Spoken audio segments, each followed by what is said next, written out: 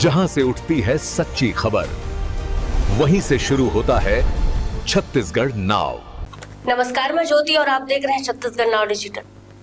लैलूंगा के गेरूपानी पंचायत में उस समय हड़कंप मच गया जब पीडीएस दुकान में वितरण के भंडारण किए गए चावल में भारी अनियमितता देखने को मिली। पीडीएस संचालक जब नए प्रकार के चावल को देखने पहुंचे तो उसकी गुणवत्ता और बनावट देखकर वे हैरान रह गए। संचालक ने तत्काल ही सरपंच को इसकी जानकारी दी।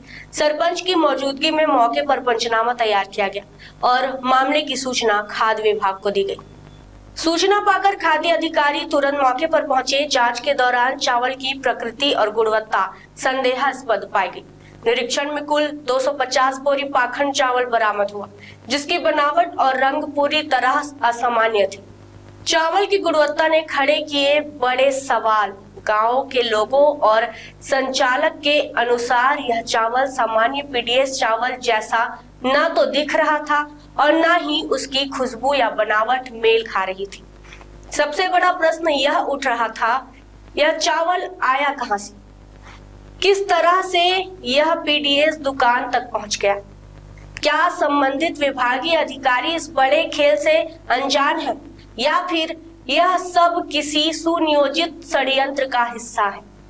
चावल की गुणवत्ता से प्रतीत हो रहा है कि यह खाद्य योग्य नहीं है, जिससे हजारों हितग्राहियों का स्वास्थ्य खतरे में पड़ सकता था। सरपंच ने की त्वरित कार्रवाई, खाद्य अधिकारी ने की जांच। सरपंच ने मौके पर पहुंचकर पूरा प्रकरण देखा और तत्काल पंचनामा बनवाया।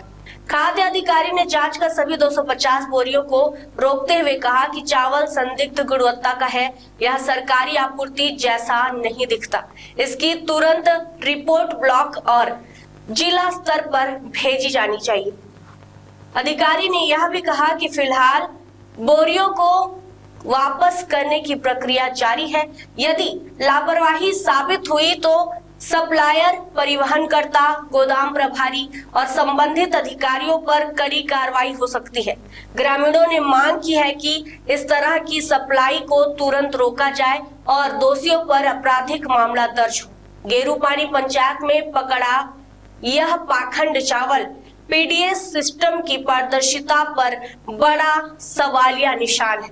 प्रशासन के लिए यह एक चुनौतीपूर्ण स्थिति है कि आखिर इतना बड़ा घोटाला कैसे हुआ और कौन इसके पीछे है। अब निगाहें इस बात पर होगी कि खाद्य विभाग और जिला प्रशासन इस मामले में कितनी तेजी और गंभीरता से कार्रवाई करता है। हाँ, लैलूंगा विकासखंड से हमको जानकारी प्राप्त हुई थी कि वहाँ पे अमानक चावल भंडारित हुए हैं। उस संबंध में एसडीएम सर के द्वारा, लैलूंगा एसडीएम सर के द्वारा खाद्य निरीक्षक व राजस्व की टीम भेजी गई थी, जिसमें जांच करके प्रतिवेदन आया है। कलेक्टर महोदय के द्वारा उसमें कारण बताओ नोटिस संबंधित जिला प्रबंधक नागरिक आपूर्ति निगम को जारी किया गया है, और ताकि जिन क्यूआईओं के द्वारा ये अमानक चावल लिए गए हैं उन पर भी कार्रवाई करने हेतु निर्देशित किया गया है और तत्काल उस चावल को वापस करा के खाद्य योग्य चावल भिजवाने के लिए निर्देशित किया गया है। चेकिंग के बावजूद भी सर ऐसी लापरवाही देखी सकती है। हाँ, अब थोड़ा सा वहाँ पे जांच के समय ये ध्यान देना चाहिए एसडब्ल्यूसी और डिपो इंचार्ज को भी कि पाला वाला चावल को वो दुकानों में भंडारित ना करें। जो चावल स्टैक में बोरियों में लगे रहती हैं वो चावल जो नीचे गिरते हैं उनको पाला कराया जाता है, जिनको साफ़ कराने के बाद ही भेजा जाना होता है। तो इस प्रकार के चावल को वहाँ पर हितग्राहियों को ना भेजा जाए, तो इस संबंध में कड़ी कार्रवाई की जाएगी। खबरें नहीं रुकेंगी। छत्तीसगढ़ नाव हर पल आपके साथ।